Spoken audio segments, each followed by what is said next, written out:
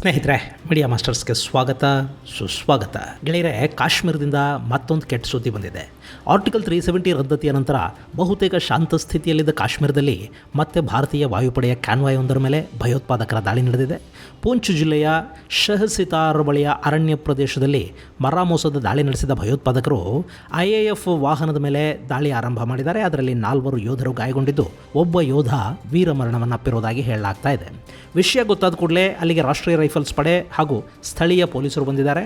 ಸದ್ಯಕ್ಕೆ ಗಾಯಗೊಂಡ ಯೋಧರನ್ನು ಆಸ್ಪತ್ರೆಗೆ ದಾಖಲಿಸಲಾಗಿದೆ ಮತ್ತು ಇಡೀ ಪ್ರದೇಶದಲ್ಲಿ ರಾಷ್ಟ್ರೀಯ ರೈಫಲ್ಸ್ ಯೋಧರು ಉಗ್ರರನ್ನು ಹುಡುಕಿ ನ್ಯೂಟ್ರಲೈಸ್ ಮಾಡುವ ಕಾರ್ಯಾಚರಣೆಯನ್ನು ಕೈಗೊಂಡಿದ್ದಾರೆ.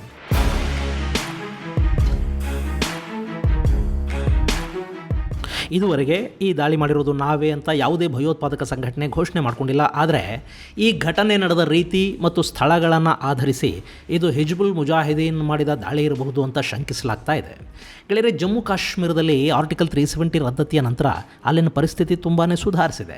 ಅಲ್ಲಿ ಹಿಂದಿನಂತೆ ಕಲ್ಲು ತೂರಾಟಗಳು, ಪ್ರತಿಭಟನೆಗಳು, ಹಿಂಸಾಚಾರಗಳು ನಡೀತಿಲ್ಲ. ಹಾಗೆ ಭಯೋತ್ಪಾದಕ ದಾಳಿಗಳ ಪ್ರಮಾಣ ಕೂಡ ಭಾರಿ ಪ್ರಮಾಣದಲ್ಲಿ ಕಡಿಮೆ ಆಗಿದೆ. ಈ ಹಿಂದಲ್ಲಿ ಪ್ರತ್ಯೇಕತಾವಾದಿ ನಾಯಕರು ವಿಪರೀತ ಆಕ್ಟಿವ್ ಆಗಿದ್ದರು. ಪಕ್ಕದ ಪಾಕಿಸ್ತಾನದಿಂದ ಹಣ, ಆಯುಧಗಳು ಕಾಶ್ಮೀರದ ಗಡಿ ದಾಟಿ ಒಳಗೆ ಬರ್ತಾ ಇದ್ವು. ಇಲ್ಲಿಂದ ಉಗ್ರರು ಆಕ್ರಮಿತ ಕಾಶ್ಮೀರಕ್ಕೆ ಹೋಗಿ ತರಬೇತಿಯನ್ನು ಪಡ್ಕೊಂಡು ಬರೋದಕ್ಕೆ ಸಾಧ್ಯ ಆಗ್ತಾ ಇತ್ತು. ಅಲ್ಲಿ ಪ್ರತ್ಯೇಕ ಕಾನೂನುಗಳಿದ್ವು. ಭಾರತದ ಬೇರೆ ರಾಜ್ಯಗಳಿಗೆ ಅನ್ವಯವಾಗುವ ಯಾವ ಕಾನೂನು ಜಮ್ಮು ಕಾಶ್ಮೀರಕ್ಕೆ ಅಪ್ಲೈ ಆಗ್ತಾ ಇರಲಿಲ್ಲ. ಆದರೆ ಕಾಶ್ಮೀರದ ಅಭಿವೃದ್ಧಿಗಾಗಿ ಭಾರತ ಕೊಡ್ತಾ ಇದ್ದ ಹಣವನ್ನು ಭಾರತದ ವಿರುದ್ಧನೇ ಅಲ್ಲಿ ಬಳಕೆ ಮಾಡಿಕೊಳ್ಳಲಾಗ್ತಾ ಇತ್ತು. ಆದರೆ ಯಾವಾಗ ಆರ್ಟಿಕಲ್ 370 ರದ್ದಾಯಿತೋ ಅಲ್ಲಿನ ಪ್ರತ್ಯೇಕತಾವಾದಿ ನಾಯಕರನ್ನು ಬಂಧಿಸಿ ಜೈಲುಗಳಿಗಟ್ಟಲಾಯಿತು. ಹಾಗೆ ಅಲ್ಲಿನ ಸೇನೆ ಕಾಶ್ಮೀರವನ್ನು 2 ರೀತಿಯಲ್ಲಿ ಕ್ಲೀನ್ ಮಾಡೋ ಕಾರ್ಯಾಚರಣೆಯನ್ನು ಕೈಗೊಳ್ಳಿತು. ಅಲ್ಲಿನ ಸ್ಥಳೀಯ ಉಗ್ರರ ಮನವೊಲಿಸಿ ಅವರನ್ನು ಶರಣಾಗತರನ್ನಾಗಿ ಮಾಡಲಾಯಿತು. ಮಾತು ಕೇಳದವರನ್ನು ಮುಲಾಜಿಲ್ಲದೆ ಕೊಂದು ಹಾಕೋ ಕೆಲಸ ಕೂಡ ಆರಂಭ ಆಯಿತು. ಹಾಗೆ ಸತ್ತವರ ಶವಯಾತ್ರೆಗಳನ್ನು ಮಾಡದಂತೆ ತಡೆಯಲಾಯಿತು. ಗಲಭೆಗಳಲ್ಲಿ ಕಾಣಿಸ್ಕೊಂಡ್ರೆ ಪೊಲೀಸರು, ಸೇನೆ ಎತ್ತಾಕೊಂಡು ಹೋಗ್ತಾರೆ ಅನ್ನೋ ಭಯ ಶುರುವಾಯಿತು. ಮತ್ತೊಂದು ಕಡೆ ಕಾಶ್ಮೀರದಲ್ಲಿ ಅಭಿವೃದ್ಧಿ ಕಾಮಗಾರಿಗಳಿಗೆ ವೇಗ ಕೂಡ ಸಿಗ್ತಾ ಹೋಯಿತು. ಅಲ್ಲಿ ರಸ್ತೆಗಳಾದವು, ಶಾಪಿಂಗ್ ಕಾಂಪ್ಲೆಕ್ಸ್ಗಳು ತಲೆ ಎತ್ತಿ ನಿಂತವು, ಪ್ರವಾಸಿಗರು ಬರೋದು ಹೆಚ್ಚಾಯಿತು, ವ್ಯಾಪಾರ ವಹಿವಾಟುಗಳು ಬೆಳೆದವು, ಜೊತೆಗೆ ಸ್ಥಳೀಯ ಯುವಕರಿಗೆ ಉದ್ಯೋಗಾವಕಾಶಗಳು ಕೂಡ ಹೆಚ್ಚಾದವು. ಮನುಷ್ಯನನ್ನು ದುಡಿಯೋದಕ್ಕೆ ಹಚ್ಚಿದ್ರಲ್ಲಿ ಯಾವ ಗಲಾಟೆಗಳನ್ನು ಮಾಡೋದಕ್ಕೆ, ಕಲ್ಲು ಹೊಡೆಯೋದಕ್ಕೆ ಅವನಿಗೆ ಸಮಯನೇ ಇರೋದಿಲ್ಲ. ಕಾಶ್ಮೀರದಲ್ಲೂ ಹಾಗೇ ಆಯಿತು. ಈಗ ಅಲ್ಲಿ ಕಲ್ಲು ತೂರಾಟಗಳು ವರದಿಯಾಗೋದು ತುಂಬಾ ಕಡಿಮೆ. ಆದರೆ ಭಯೋತ್ಪಾದಕ ಚಟುವಟಿಕೆಗಳು ಸಂಪೂರ್ಣವಾಗಿ ನಿಂತು ಹೋಗಿಲ್ಲ. ಸ್ಥಳೀಯರ ರಿಕ್ರೂಟ್ಮೆಂಟ್ ಕಡಿಮೆ ಆಯಿತು. ಆದರೆ ಪ್ರತ್ಯೇಕತಾವಾದವನ್ನು ಬೆಂಬಲಿಸುವ ಜನ ಯಾರೂ ಅಲ್ಲಿಲ್ಲವೇ ಇಲ್ಲ ಅನ್ನೋ ಥರದ ವಾತಾವರಣ ಇನ್ನೂ ನಿರ್ಮಾಣ ಆಗಿಲ್ಲ. ಈಗಲೂ ಕೂಡ ಅಲ್ಲಿ ಪಾಕಿಸ್ತಾನದಿಂದ ಬಂದ ಒಂದಷ್ಟು ಭಯೋತ್ಪಾದಕರು ಕೆಲಸ ಮಾಡ್ತಾ ಇದ್ದಾರೆ. ಅದರ ಜೊತೆಗೆ ಹೈಬ್ರಿಡ್ ಭಯೋತ್ಪಾದಕರ ಸಂಖ್ಯೆ ಕೂಡ ಹೆಚ್ಚಾಗ್ತಾ ಹೋಗ್ತಾ ಇದೆ. ಅವ್ರು ಯಾರೂ ಕೂಡ ರೆಗ್ಯುಲರ್ ಆ್ಯಕ್ಟಿವಿಟಿಗಳಲ್ಲಿರೋರಲ್ಲ. ಯಾರೋ ಮೆಡಿಕಲ್ ಶಾಪಲ್ಲಿ ಕೆಲಸ ಮಾಡ್ತಾ ಇರ್ತಾನೆ, ಇನ್ಯಾವುದೋ ವ್ಯಾಪಾರ ಮಾಡ್ತಾ ಇರ್ತಾನೆ, ಸರ್ಕಾರಿ ನೌಕರನಾಗಿರ್ತಾನೆ, ಶಾಲೆಯಲ್ಲಿ ಮಾಸ್ತರನಾಗಿರ್ತಾನೆ. ಅಂಥವನು ಆಗಾಗ ಕೈಗೆ ರಿವಾಲ್ವರ್ ತಗೋತಾನೆ, ಟಾರ್ಗೆಟನ್ನು ಕೊಡಲಾಗಿರುತ್ತೆ, ಸಿಂಪಲ್ಲಾಗಿ ಹೋಗಿ ಗುಂಡು ಹಾರಿಸಿ ಅಲ್ಲಿಂದ ಹೊರಟು ಹೋಗ್ತಾನೆ. ಯಾರು ಮಾಡಿದ್ದು ಅನ್ನೋದು ಕೂಡ ಗೊತ್ತಾಗೋದಿಲ್ಲ. ಇಂಥ ಹೈಬ್ರಿಡ್ ಉಗ್ರರು ಅಲ್ಲಿ ಹೆಚ್ಚಾಗ್ತಾ ಇದ್ದಾರೆ. ಮೊನ್ನೆ ಅಂದರೆ ಕಳೆದ 15 ದಿನಗಳ ಹಿಂದೆ ಶಹದ್ರಾ ಶರೀಫ್ ಬಳಿ ಮೊಹಮ್ಮದ್ ರಜಾಕ್ ಅನ್ನೋ 40 ವರ್ಷ ವಯಸ್ಸಿನ ವ್ಯಕ್ತಿಯೊಬ್ಬರನ್ನು ಗುಂಡಿಟ್ಟು ಕೊಲ್ಲಲಾಯಿತು. ಯಾರು ಕೊಂದರು ಅನ್ನೋದು ಗೊತ್ತೇ ಆಗಲಿಲ್ಲ. ಹಾಗೆ ಕಳೆದ ಡಿಸೆಂಬರಲ್ಲಿ ಪೂಂಚ್ನ ದೆಹರಾಕಿ ಗಲಿ ಮತ್ತು ಬಫ್ಲಿಜಾ ನಡುವೆ ಮೊಘಲ್ ರೋಡಲ್ಲಿ ಸೇನಾ ವಾಹನದ ಮೇಲೊಂದು ದಾಳಿ ನಡೆಯಿತು. ಅದರಲ್ಲಿ 4 ಸೈನಿಕರು ವೀರಮರಣವನ್ನಪ್ಪಿದರು.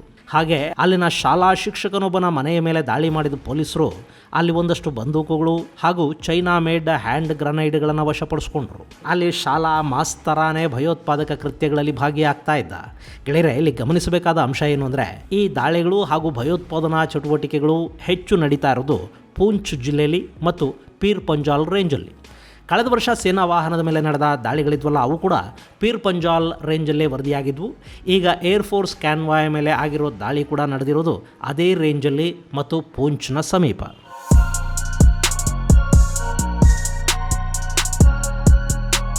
ಗೆಳೆಯರೆ, ನೀವಿಲ್ಲಿ ಮ್ಯಾಪಲ್ಲಿ ನೋಡ್ತಾ ಇದ್ದೀರಿ ಅಲ್ವಾ, ಇದು ಪೂಂಚ್ನ ಶಹಸಿತಾರ್ ಪ್ರದೇಶ. ಇನ್ನು ಇದೆಲ್ಲ ಕೂಡ ಪೀರ್ ಪಂಜಾಲ್ ರೇಂಜ್ಗೆ ಬರುತ್ತೆ.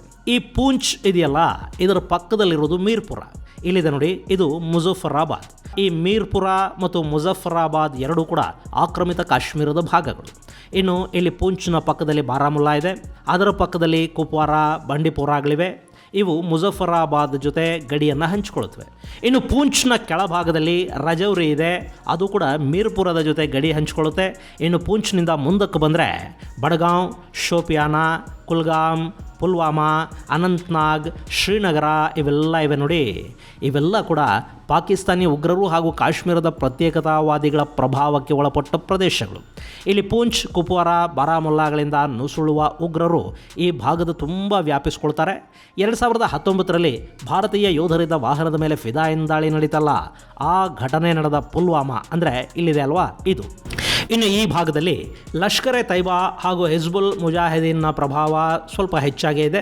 ಹಿಜ್ಬುಲ್ ಮುಜಾಹಿದೀನ್ನ ಮುಖ್ಯಸ್ಥ ಸೈಯದ್ ಸಲಾದೀನ್ ಬಂದದ್ದು ಕೂಡ ಇದೇ ಬಡಗಾಂವ್ ಜಿಲ್ಲೆಯಿಂದ. ನೀವಿಲ್ಲಿ ಮ್ಯಾಪಲ್ಲಿ ನೋಡ್ತಾ ಇದ್ದೀರಲ್ಲ, ಪೂಂಚ್, ಬಾರಾಮುಲ್ಲಾ, ಶ್ರೀನಗರ ಮತ್ತು ಪುಲ್ವಾಮಾಗಳಿಗೆ ಅಂಟಿಕೊಂಡಿರುವ ಈ ಬಡಗಾಂ ಜಿಲ್ಲೆಯನ್ನು ಇಲ್ಲಿಂದಲೇ ಸೈಯದ್ ಸಲಾದೀನ್ ಬಂದದ್ದು. ಅವನ ಮೂಲ ಹೆಸರು ಸೈಯದ್ ಮೊಹಮ್ಮದ್ ಯೂಸುಫ್ ಶಾ. ಜಮಾತೆ ಇಸ್ಲಾಮಿ ಕಾಶ್ಮೀರದ ಮುಖ್ಯಸ್ಥನಾಗಿದ್ದ ಈ ಯೂಸುಫ್ ಶಾ ಅತ್ಯುಗ್ರ ಭಾಷಣಕೋರ ಕೂಡ ಆಗಿದ್ದ. ಜೊತೆಗೆ ಕಾಶ್ಮೀರದ ರಾಜಕೀಯದಲ್ಲಿ ಕೂಡ ಒಂದಷ್ಟು ಆಸಕ್ತಿಯನ್ನು ಇಟ್ಟುಕೊಂಡಿದ್ದ. ಇಂಥವನು 1987ರಲ್ಲಿ ಶ್ರೀನಗರ ಜಿಲ್ಲೆಯ ಅಮೀರಾ ಕದಾಲ್ ವಿಧಾನಸಭಾ ಕ್ಷೇತ್ರದಿಂದ ಕಾಂಗ್ರೆಸ್ ಪಕ್ಷದ ಟಿಕೆಟನ್ನು ಕೇಳ್ತಾನೆ. ಅವತ್ತಿಗಾಗಲೇ ಅವನು ಪ್ರತ್ಯೇಕತಾವಾದಿಗಳ ಜೊತೆ ಗುರುತಿಸ್ಕೊಂಡಿದ್ದ. ಜಮಾತೆ ಇಸ್ಲಾಮಿ ಕಾಶ್ಮೀರದ ಮುಖ್ಯಸ್ಥನಾಗಿದ್ದ. ಆದರೆ ಉಗ್ರ ಚಟುವಟಿಕೆಗಳಿಗೆ ಸಂಬಂಧಪಟ್ಟ ಹಾಗೆ ಯಾವ ಪ್ರಕರಣವೂ ಇವನ ಮೇಲೆ ದಾಖಲಾಗಿರಲಿಲ್ಲ. ಅವನಿಗೆ ಫ್ಯಾನ್ ಫಾಲೋಯಿಂಗ್ ಇತ್ತು, ಭಾಷಣಗಳಿಗೆ ಜನ ಸೇರ್ತಾ ಇದ್ರು. ಹೀಗಾಗಿ ಟಿಕೆಟ್ ಕೊಟ್ಟರೆ ವರ್ಕೌಟ್ ಆಗಬಹುದು ಅಂದ್ಕೊಂಡ ಕಾಂಗ್ರೆಸ್ ಕೂಡ ಅಸೆಂಬ್ಲಿ ಟಿಕೆಟ್ ಕೊಡೋದಕ್ಕೆ ಒಪ್ಪಿಗೆಯನ್ನು ಸೂಚಿಸಿತ್ತಂತೆ. ಆದರೆ ಅಷ್ಟರಲ್ಲೇ ಕಾಂಗ್ರೆಸ್ ಹಾಗೂ ನ್ಯಾಷನಲ್ ಕಾನ್ಫರೆನ್ಸ್ ನಡುವೆ ಮೈತ್ರಿ ಏರ್ಪಡ್ತು. ಈ ಅಮೀರಾ ಕದಾಲ್ ಕ್ಷೇತ್ರದ ಟಿಕೆಟ್ಗಾಗಿ ನ್ಯಾಷನಲ್ ಕಾನ್ಫರೆನ್ಸ್ ಪಟ್ಟು ಹಿಡ್ಕೊಂಡು ಕೂತ್ಕೊಳ್ತು. ಹೀಗಾಗಿ ಈ ಯೂಸುಫ್ ಶಾಗೆ ಟಿಕೆಟ್ ತಪ್ಪಿಸಿ ಅದನ್ನು ಮೈತ್ರಿ ಅಭ್ಯರ್ಥಿ ಹಾಗೂ ನ್ಯಾಷನಲ್ ಕಾನ್ಫರೆನ್ಸ್ನ ನಾಯಕ ಗುಲಾಮ್ ಮೊಹಿದ್ದೀನ್ ಶಾಗೆ ಕೊಡಲಾಯಿತು. ಹೀಗಾಗಿ ಸಿಟ್ಟಿಗೆದ್ದ ಈ ಯೂಸುಫ್ ಮುಸ್ಲಿಂ ಯುನೈಟೆಡ್ ಫ್ರಂಟ್ನ ಬ್ಯಾನರ್ ಅಡಿಯಲ್ಲಿ ಚುನಾವಣೆಗೆ ಸ್ಪರ್ಧೆ ಮಾಡ್ದ. ಇಸ್ಲಾಮಿಕ್ ಸ್ಟೂಡೆಂಟ್ಸ್ ಲೀಗ್ ಇವನ ಪರ ಪ್ರಚಾರ ಮಾಡೋದಕ್ಕೆ ನಿಂತ್ಕೊಳ್ತು. ಯಾಸಿನ್ ಮಾಲಿಕ್ ಇವನ ಅಷ್ಟೂ ಚುನಾವಣಾ ಕ್ಯಾಂಪನ್ಗಳ ಉಸ್ತುವಾರಿ ವಹಿಸ್ಕೊಂಡ. ಇವನು ಇನ್ನೇನು ಗೆದ್ದು ಬಿಡ್ತಾನೆ ಅನ್ನೋ ಥರದ ವಾತಾವರಣ ಅಲ್ಲಿತ್ತು. ಆದರೆ ಕಡೆಗೆ ಗೆದ್ದದ್ದು ನ್ಯಾಷನಲ್ ಕಾನ್ಫರೆನ್ಸ್ನ ಅಭ್ಯರ್ಥಿ. ಹೀಗಾಗಿ ಚುನಾವಣೆಗಳಲ್ಲಿ ಅಕ್ರಮಗಳಾಗಿವೆ ಅಂತ ಯಾಸಿನ್ ಮಾಲಿಕ್ ಹಾಗೂ ಯೂಸುಫ್ ಪ್ರತಿಭಟನೆಗಳಿಗಿಳಿದ್ರು. ಇಸ್ಲಾಮಿಕ್ ಸ್ಟೂಡೆಂಟ್ಸ್ ಲೀಗ್ ಕೂಡ ಇವರ ಬೆಂಬಲಕ್ಕೆ ನಿಂತ್ಕೊಳ್ತು. ಅಲ್ಲಿ ಕಾನೂನು ವ್ಯವಸ್ಥೆಗಳ ಹೆಸರಲ್ಲಿ ಇವರನ್ನು ಬಂಧಿಸಲಾಯಿತು. ಜೈಲಿಂದ ಬಿಡುಗಡೆಯಾಗಿ ಬಂದ ಯೂಸುಫ್ ಅಷ್ಟೊತ್ತಿಗಾಗಲೇ ಮೊಹಮ್ಮದ್ ಅಹ್ಸಾನ್ ದಾರ್ ಅಲಿಯಾಸ್ ಮಾಸ್ಟರ್ ಅನ್ನೋನು ಸ್ಥಾಪನೆ ಮಾಡಿದ್ದ ಹಿಜ್ಬುಲ್ ಮುಜಾಹಿದೀನ್ಗೆ ಸೇರಿಕೊಂಡ.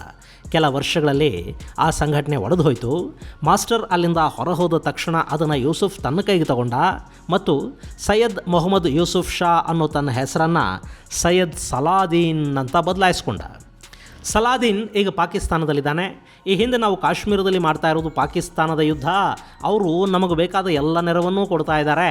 ಅದನ್ನು ಅವರು ನಿಲ್ಲಿಸಿದ ದಿನ ಈ ಯುದ್ಧ ಪಾಕಿಸ್ತಾನದ ಒಳಗೆ ಶುರುವಾಗುತ್ತೆ ಅನ್ನೋ ಹೇಳಿಕೆಯನ್ನು ಕೊಟ್ಟಿದ್ದವನು ಈ ಸೈಯದ್ ಸಲಾದೀನ್. ಅವನ ತವರು ಜಿಲ್ಲೆ ಬಡಗಾಂ. ಹೀಗಾಗಿ ಈ ಭಾಗದಲ್ಲಿ ಇನ್ನೂ ಕೂಡ ಹಿಜ್ಬುಲ್ ಸಂಘಟನೆಯ ಒಂದಷ್ಟು ಹಿಡಿತಾ ಇದೆ. ಅವನು ಯುನೈಟೆಡ್ ಜಿಹಾದ್ ಕೌನ್ಸಿಲ್ನ ಮುಖ್ಯಸ್ಥ ಕೂಡ ಹೌದು.